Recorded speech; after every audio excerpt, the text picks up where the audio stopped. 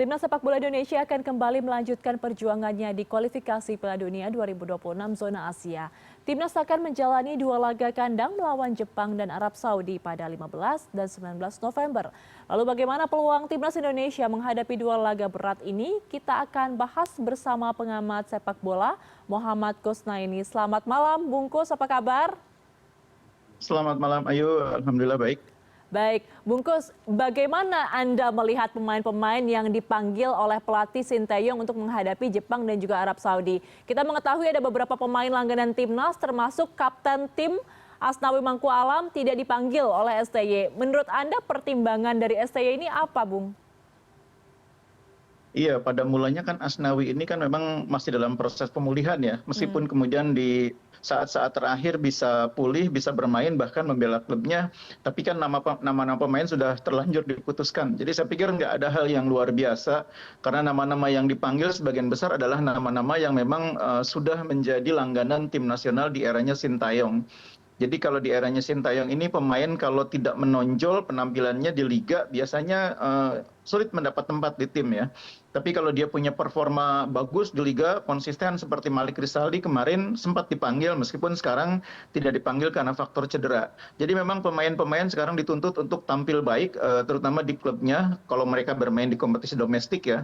Harus bisa menunjukkan performa terbaik, performa yang bagus, konsisten kalau mau menembus tim nasional. Itu hal yang menurut saya cukup positif memberi semacam tantangan bagi pemain untuk bisa konsisten bermain di level klub. Oke, Bungkus, kita akan berbicara mengenai komposisi pemain dulu ya. Ivar Jenner dipastikan tidak bisa tampil melawan Jepang. Selain itu ada juga Miss Hilgers yang diragukan tampil karena sedang mengalami cedera. Bagaimana kalau Anda melihat kondisi ini? Padahal ini kan dua pemain ini merupakan dua pemain inti. Iya betul, dan terutama saya pikir kehilangan Ivar ini cukup mengganggu ya, karena di posisi lapangan tengah kita ini agak terbatas sebetulnya ya. Selain ada Tom Haye di sana, ada Ivar Jenner, mungkin alternatifnya tinggal Ricky Kambuaya dan Nathan Chuaon ya, yang sebetulnya Nathan juga pada dasarnya bukan seorang gelandang tapi seorang bek kiri. Tapi dengan absennya Ivar Jenner ini tentu menjadi tantangan tersendiri bagi Coach Sintayong untuk meramu susunan pemain yang mungkin sedikit berbeda. Kalau hilangnya Miss Hilher meskipun memang mengganggu karena dia pemain utama sebelumnya, tapi penggantinya di posisi yang sama ini sebetulnya cukup banyak ya alternatifnya. Kita punya Rizky Ridho di posisi yang sama. Jadi kalau dalam formasi 3 bek tengah, Miss Hilher ini kan bek tengah kanan, itu posisinya Rizky Ridho. Jadi Rizky Ridho bisa menggantikan perannya Miss Hilher. Tapi kehilangan Ivar Jenner memang agak sulit digantikan karena karakter mainnya berbeda dengan Nathan Chuaon, karakter mainnya berbeda dengan Ricky Kambuaya. Dan itu yang menjadi PR bagi Sintayong untuk memilih pemain yang tepat untuk berduet dengan Tom Haye. Oke, berbicara masalah komposisi pemain, ini kita membicarakan yang lagi hangat-hangatnya pemain naturalisasi. Jumat kemarin ada Kevin Dix, ini sudah sah menjadi WNI. Apakah kemudian menurut Anda, Bungkus, kehadiran dari Kevin Dix ini bisa menambah kekuatan timnas? Dan yang juga masih dipertanyakan, kira-kira nanti melawan Jepang sudah bisa diturunkan atau belum ya? Iya, kalau melihat perkembangan Kevin Dix sudah diangkat sumpah, proses penyiapan KTP dan paspornya juga sedang dipercepat. Artinya kan sekarang tinggal prosesnya di FIFA ya, dan itu saya pikir mungkin tidak akan terlalu sulit karena mungkin kita sudah punya pengalaman mengurus proses yang sama dengan beberapa pemain lain juga bisa berlangsung dengan cepat. Jadi mungkin dalam waktu 1-2 hari ke depan saya pikir akan ada kabar baik mengenai Kevin Dix yang secara normal sih sebetulnya biasanya prosesnya sekitar 2 mingguan ya normalnya. Dan kalau normal 2 mingguan itu dijalani, itu artinya yang paling ideal dia bermain pada saat menghadapi Saudi Arabia atau Arab Saudi. Tapi karena sekarang ini prosesnya sepertinya agak dipercepat dan sudah diangkat sumpah, sudah diproses penerbitan KTP dan paspornya. Artinya menurut saya sih mungkin melawan Jepang pun tidak mustahil ya. Meskipun sekali lagi yang paling realistis itu kalau lawan Arab Saudi.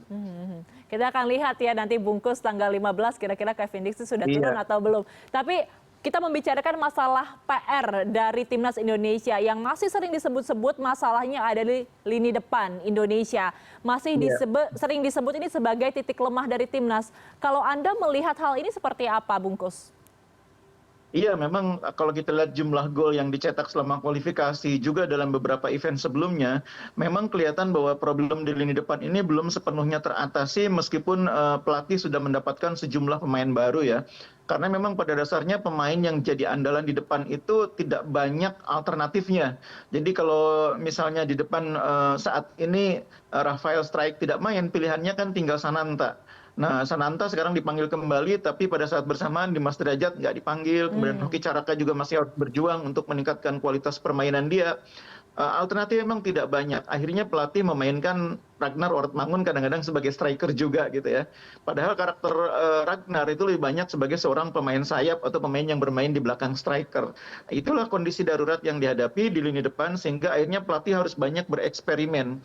Nah, saya pikir PSSI juga saya pikir sudah berusaha untuk mencari pemain alternatif ya. Tidak hanya di kompetisi domestik tapi juga melirik ke kompetisi di Eropa. Tapi ya memang itulah naturalisasi itu tidak semudah yang dibayangkan orang. Tidak seperti tinggal mengambil orang di pasar di bursa pemain lalu diambil sebagai naturalisasi. Tidak semudah itu. Faktanya sampai sekarang kita belum juga mendapatkan pemain yang bisa memperkuat kekuatan tim di sektor penyerang. Oke, jadi dengan PR-PR dari Timnas Indonesia yang tadi telah Anda jabarkan, sebenarnya strategi seperti apa sih yang harus diterapkan oleh Coach STY saat laga melawan Jepang dan juga Arab Saudi? Terlebih kalau kita lihat secara posisi ya, Jepang ini kan merupakan tim terkuat di Asia. 4 kali pertandingan belum pernah kalah. Iya, jadi yang paling realistis saat ini menurut saya, kalau kita mau lolos ke putaran berikutnya, putaran keempat, lolos langsung sudah sangat berat ya. Lolos ke putaran keempat itu kalau kita minimal bisa mendapat tambahan 9 poin lagi di kualifikasi ini. Dan itu caranya bisa macam-macam, bisa dengan 3 hasil imbang, 2 kemenangan, bisa dengan meraih 3 kemenangan di 5 partai sisa. Nah, saya pikir melawan Jepang itu adalah kesempatan kita untuk minimal meraih poin supaya yang paling penting pemain itu naik mentalnya ketika menghadapi Arab Saudi nanti bisa menang. Jadi kuncinya itu di pertandingan lawan Arab Saudi nanti, itu saatnya kita harus menang.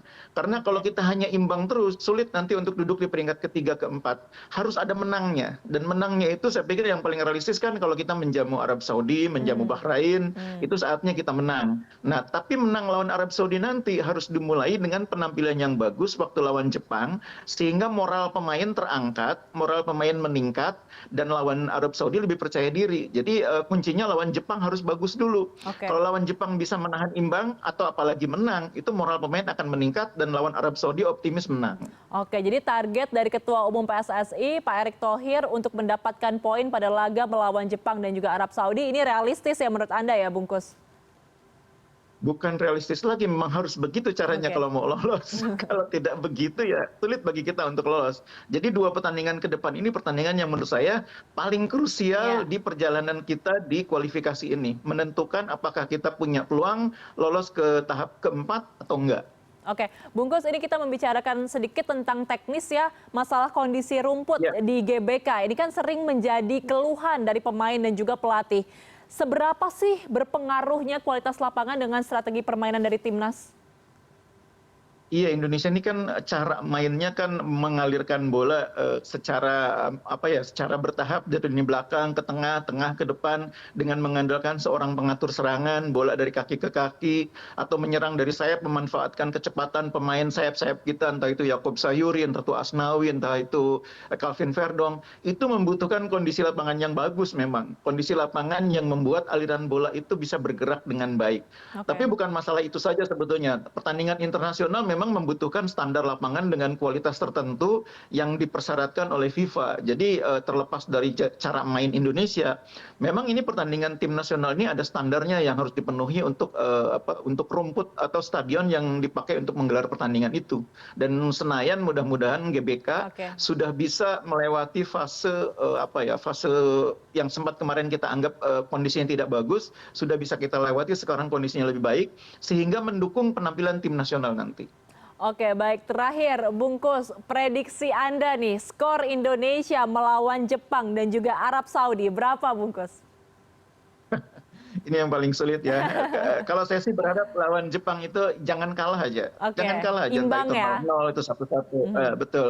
Lalu lawan Arab Saudi kita mulai bisa menang. Karena seperti yang saya bilang tadi, kalau mau lolos ke tahap kualifikasi berikutnya, syaratnya kita minimal harus 2 kali menang, bahkan 3 kali menang. Oke. Dan Arab Saudi adalah lawan yang paling ideal untuk kita kalahkan selain China nanti. Oke, jadi target realistisnya itu seri melawan Jepang, tapi tidak ada yang tahu karena bola itu bundar ya. Kita sama-sama berharap Iya, semoga betul. bisa menang nanti melawan Jepang tanggal 15 November Amin. mendatang. Amin. Terima kasih telah bergabung bersama kami malam hari ini. Ada pengamat sepak bola Muhammad Kusnaini. Selamat malam Bungkus, sehat selalu. Terima kasih, Ayu.